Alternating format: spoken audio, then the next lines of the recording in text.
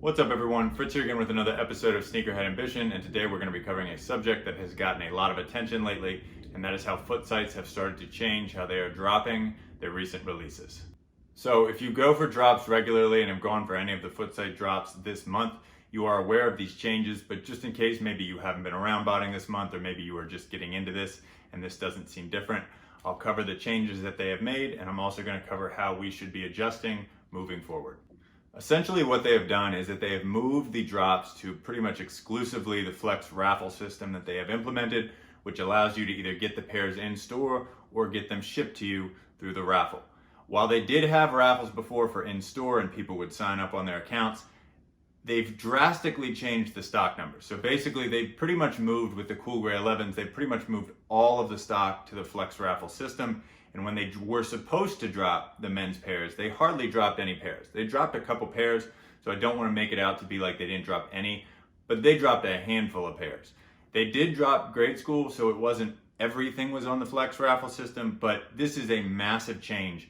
A drop like this usually in years past, or drops that have previously happened, would have had 20, 30, 40,000 pairs for first come, first serve, which is what we're typically trying to buy. So that is a pretty big change that's happened recently.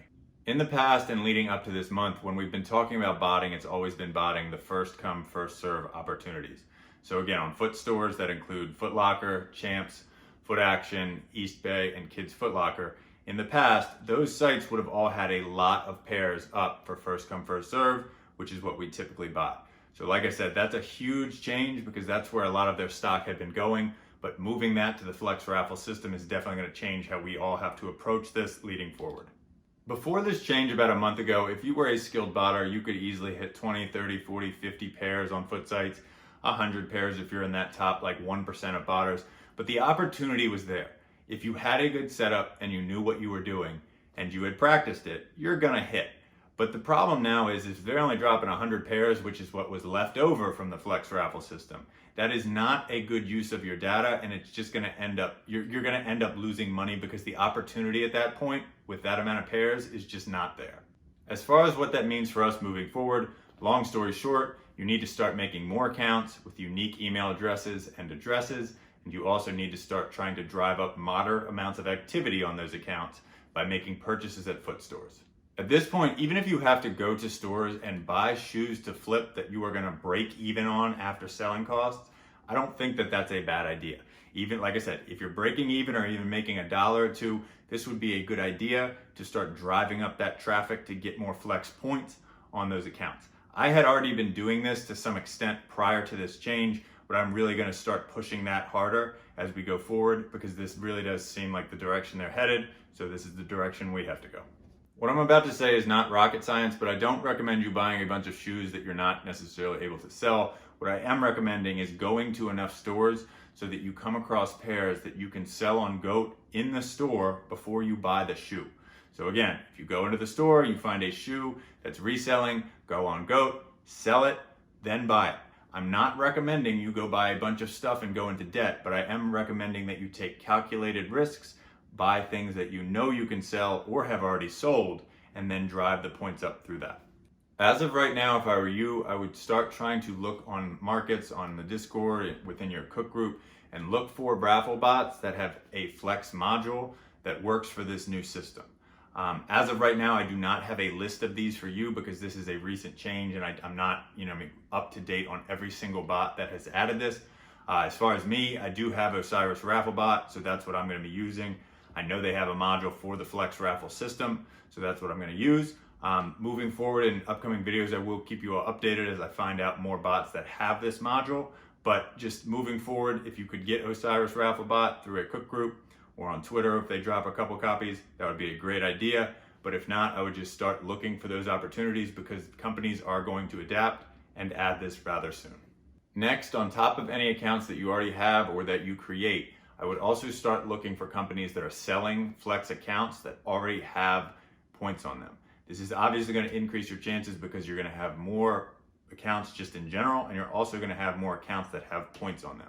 So again, I'm not saying that these are everywhere and they're easy to find, but I really would start looking for companies or people that are looking to sell their Flex accounts that can be a very effective way to up your chances in this new system. One more thing I want to mention about the accounts is just the fact that you do not need hundreds of thousands of points on these accounts. From what I have seen and the anecdotal evidence of those that I know in this space, the accounts that are having the best success are those that have a moderate amount of activity. And that makes sense if you look at it from the company's point of view. If you see somebody that spent $100,000 in your store over the past couple years, that's likely not a person, right? There are not many people that are doing that. There are a lot of people who are spending $200, $300, $400, $500. So again, really try to go generate a couple $100 of activity on each account and then go from there. Don't be worried about driving up accounts to hundreds of thousands of points, because people do have accounts with that many points on them, but your focus should be a moderate amount of activity because that looks more like a real human being. As of right now, I do have one source or one company that I'm in contact with and working with to try to get these accounts. I am going to purchase them from them, so I am going to have several that I've purchased and have not made outright myself. So I will keep you updated on that once I get them and see that they actually work.